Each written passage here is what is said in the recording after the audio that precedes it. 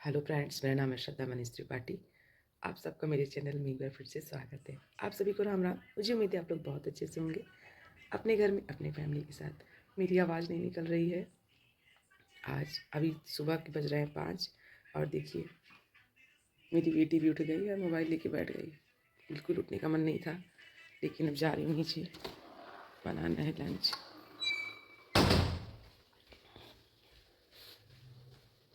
ज़िंदगी ऐसी बर्बाद हो रही, बड़ी तकलीफ हो रही है, बड़ा दर्द हो रहा है गले में बहुत ज़्यादा।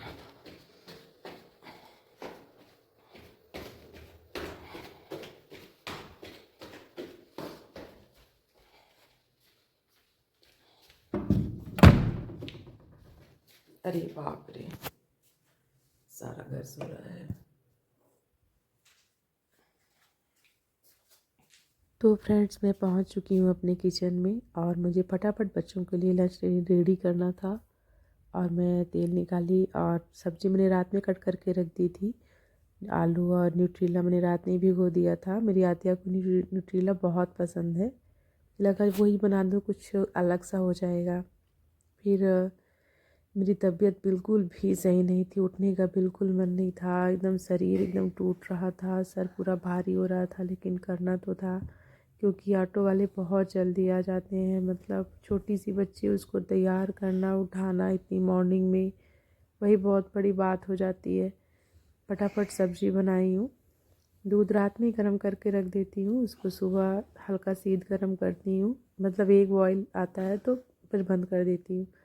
उसके बाद मुझे आतिया के पास आना होता है, उसको रेडी करना होता है, वो सोती रहती है। कभी कभी उठ जाती है तो भी कोई मतलब नहीं, अपने से कुछ करती नहीं, लेकिन मैं अपने शरीर, अपना दुख दर्द बुला के अपनी तकलीफ अपने बाद बच्चे को रेडी की, मतलब उसके लिए लंच बनाई करके। और क्योंकि मेरे रहते मेरी बेटी भूखी जाए तो फिर मेरी तकलीफ़, अपनी तकलीफ़ कुछ मायने नहीं रखती मेरे लिए, क्योंकि मैं एक माँ हूँ और माँ के लिए उसके बच्चों की खुशी से बढ़कर कुछ नहीं होता। सच में अगर मैं अपने घर में होती ना, अपने मम्मी के पास, तो मैं बिल्कुल भी नहीं उठती लेकिन जो कंडीशन थी मेरी, फाइनली मैंने लंच बना लिया। सो फ्रेंड्स, आद्या चली गई स्कूल, रूम पूरा देखने लायक है। अब मैं जा रही हूँ नीचे अपने लिए लंच बनाने, फिर वहाँ से आऊँगी तो खाना पीना, नहीं नहाऊँगी, सब साफ़ करूँगी, पूजा पाठ, फिर स्कूल जाना। बिल्कुल मन नहीं था आज उठने का, तबीयत सही नहीं लग रही थी, लेकिन क्या करें। मेरी ना दाहिनी आँख बहुत फड़क रही है, बहुत डर लग रहा है। अच्छा नहीं लग होता ना, शुभ नहीं होता है। बहुत थक जाती हूँ यार, पर हो गया, ज़िंदगी संघर्ष का नाम है, संघर्ष कर रही हूँ।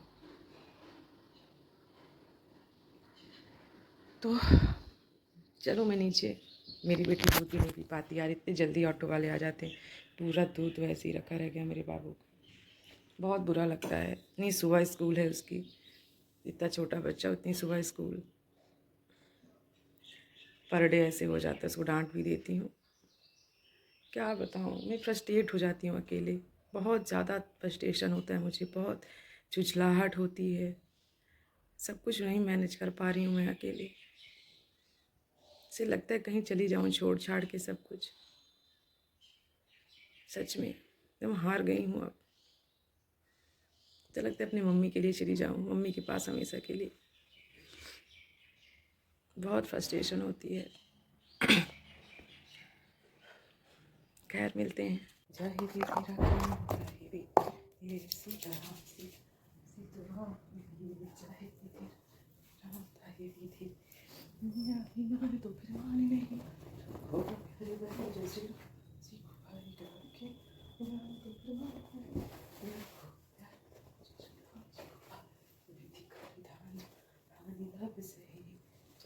धीरा खेरा ताहि भी ये सीताराम सीताराम सीताराम कहे, जाहि भी तेरा खेरा ताहि भी रहे, सीताराम सीताराम कहे, जाहि भी तेरा खेरा ताहि भी रहे, सीताराम कहे,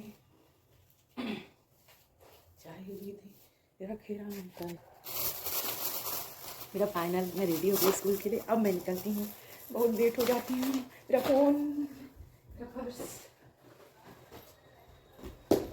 काजू थोड़ा ख़राब था, इसको चेंज करूँगी जाके। और सॉक्स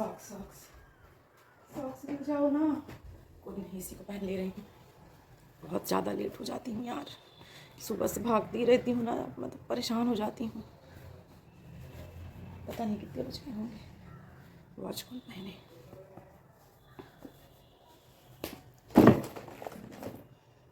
ओ 9:18।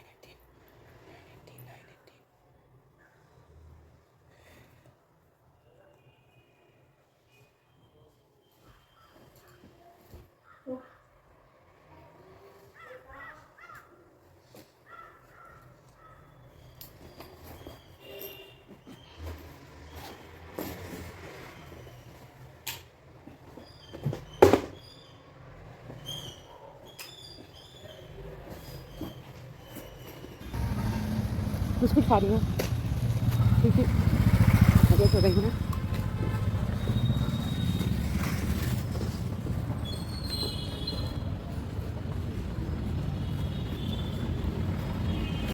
फाइनली मैं स्कूल में आ चुकी हूँ। मेरी चंकू अभी मंगू नहीं आई।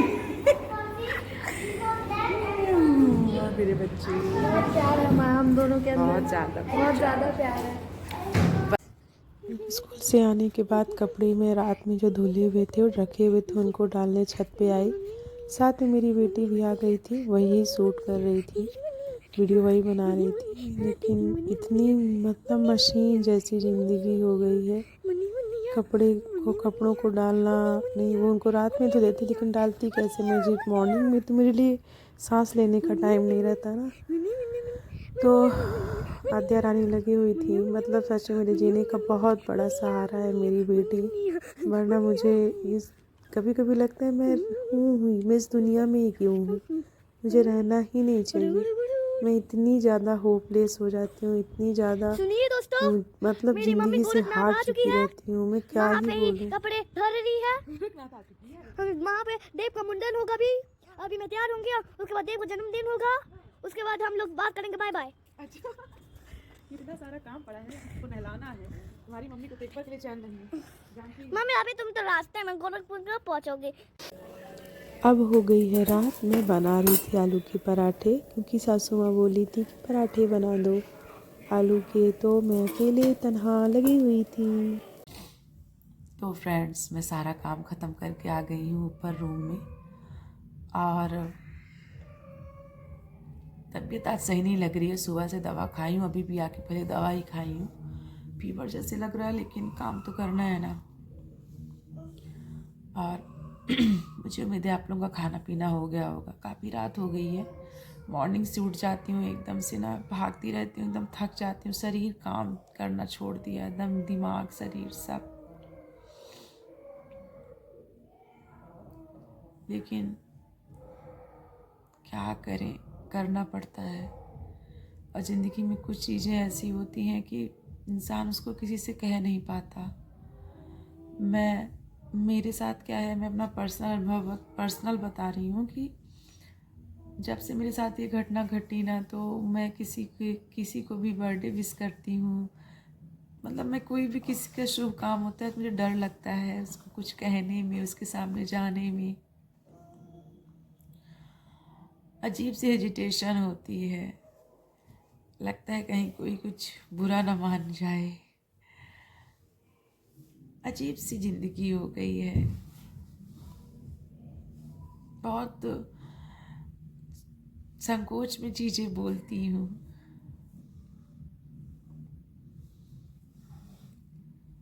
क्योंकि भगवान ने ज़िंदगी ऐसी कर दी है।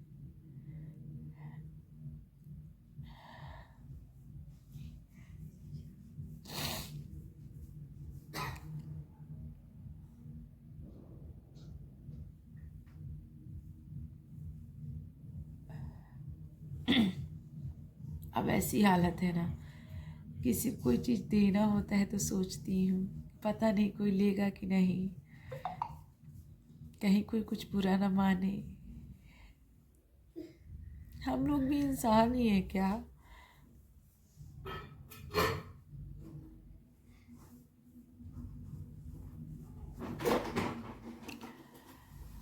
हम लोग भी इंसान ही है ना। भगवान ऐसे रीति रिवाज क्यों बनाए हैं? खैर, जो भी है इनके साथ तो जीना है। बहुत थक गई हूँ, बहुत। अभी जिंदगी का बोझ उठाया नहीं जाता, पर क्या करें, एक जिम्मेदारी है और बूढ़े माँ बाप। मम्मी मम्मी कुछ करना है प्लीज, अपना पैंट पहन लो।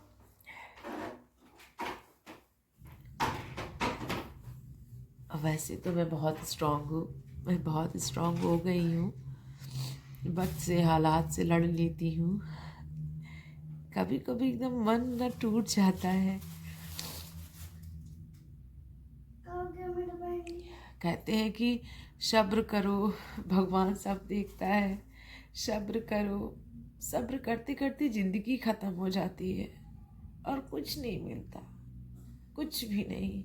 हम बस अपने आप को तसल्ली देते हैं कि सब्र करो, सब अच्छा होगा, सब्र करो, क्योंकि इसके अलावा हमारे पास कोई दूसरा ऑप्शन नहीं है ना, कोई दूसरा चारा ही नहीं है। अपने मन को तसल्ली देना है, अपने मन को बहलाते रहना है। सब्र करो, सब्र करो।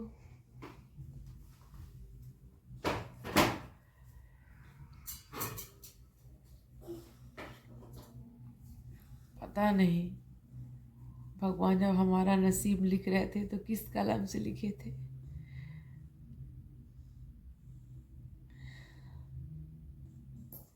हम जमाने को क्या ही दोष देंगे। हम जिसको दिन रात पूजते रहे वो भगवान ही हमको भूल गए तो दुनिया वालों से का तो काम ही है। खैर, जा रहे हूँ सोने, आद्या को सुलाना है, फिर वही सुबह से उठना, भागना मशीन के जैसे, तो शरीर काम नहीं दे करता।